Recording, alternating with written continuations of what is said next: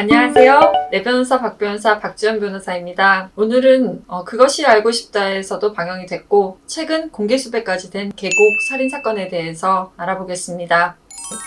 이은혜와 조연수는 현재 살인 혐의로 검찰에서 공개 수배가 돼 있는 상태인데요. 그동안 알려진 사실관계를 정리를 해보면 이은혜와 조연수 일행은 피해자와 계곡 물놀이를 하다가 물놀이가 끝나기 직전 저녁에 피해자는 스스로 다이빙을 했고 결국 피해자는 익사를 했다는 것입니다. 이은혜와 조연수가 직접 피해자를 물에 빠뜨린 것이 아니고 스스로 다이빙을 해서 익사했는데 어떻게 살인죄가 될 수 있을까요? 보통 범죄를 저지른다는 것은 적극적으로 어떤 범죄 행위를 한다는 것입니다. 예를 들어서 사람을 찔러서 살해를 한다든지 아니면 폭행을 한다든지 절도를 한다든지 이런 것들이죠. 그렇지만 어떤 경우에는 소극적으로 아무것도 하지 않는 것이 범죄 행위가 될 수 있습니다. 이것을 부작위범이라고 하는데요. 우리 형법 제18조에서는 위험의 발생을 방지할 의무가 있거나 위험 발생의 원인을 야기한 자가 그 위험 발생을 방지하지 아니한 때에는 그 발생된 결과에 의하여 처벌한다라고 해서 부작위범을 처벌하고 있습니다. 살인죄의 경우에는 사형, 무기 또는 5년 이상의 징역에 처한다라고 규정을 하고 있는데요. 사람을 살해한다는 것은 사람을 칼로 찌르거나 아니면 물에 빠뜨리거나 이런 적극적인 살해 행위를 하는 것이 보통이겠지만 때에 따라서는 소극적으로 어떤 행위를 하지 않음으로써 살해 행위를 하는 경우도 있습니다. 이것을 부작위에 의한 살인이라고 합니다. 대표적으로 부작위에 의한 살인죄가 인정된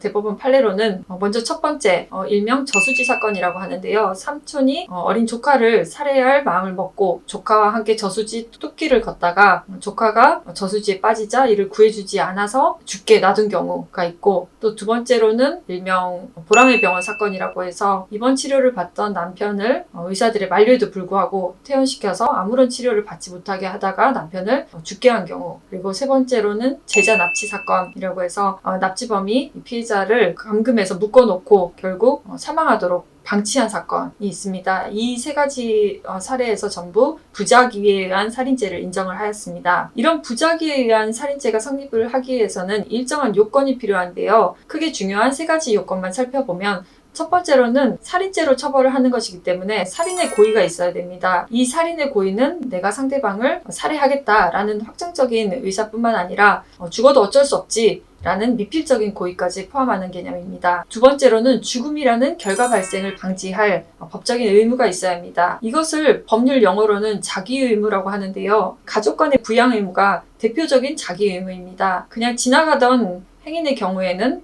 이런 의무가 발생을 하지 않는 것이죠. 세 번째로는 부작위에 의한 살인죄가 자기에 의한 살인죄와 형법적으로 동등하다고 평가될 만한 것이어야 합니다. 즉 직접 물에 빠뜨려 죽이진 않았지만 빠진 사람을 구해주지 않은 것이 직접 빠뜨린 것과 동등하다고 평가될 수 있어야 된다는 것입니다. 이렇게 부작위에 의한 살인죄는 법률적으로 어려운 쟁점인데요. 이번 계곡 살인 사건에 적용을 해보면 검찰은 이렇게 판단을 한 것입니다. 먼저 첫 번째로 이은혜와 조연수는 피해자를 살해할 살인의 고의가 있었다. 그리고 두 번째로 이은혜는 피해자의 법률상 아내로서 남편인 피해자를 구조할 자기 의무가 있었다. 셋째, 물에 빠진 피해자를 쉽게 구조할 수 있었음에도 이를 방치해서 죽게 놔둔 것은 직접 물에 빠뜨려서 죽인 것과 동등하게 평가할 수 있다. 라고 본 것입니다. 이은혜와 조연수의 그간 행적, 그리고 그다음에 보험 가입 사실, 그리고 당시 현장 상황 등이 이것들을 뒷받침해준다고 판단을 한 것입니다. 이번 사건은 우선 피의자들이 검거되어야 하겠지만 검거된 이후에도 치열한 법적 공방이 이루어질 것으로 예상이 됩니다. 부작위에 의한 살인은 요건이 엄격해서 다툼이 될 만한 쟁점들이 많기 때문입니다.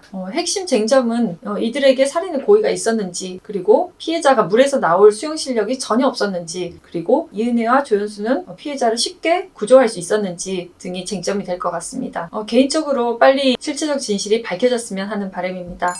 오늘은 최근 공개 수배된 계곡 살인 사건에 대해서 함께 얘기해 보았습니다. 그럼 다음 영상에서 뵙겠습니다. 감사합니다.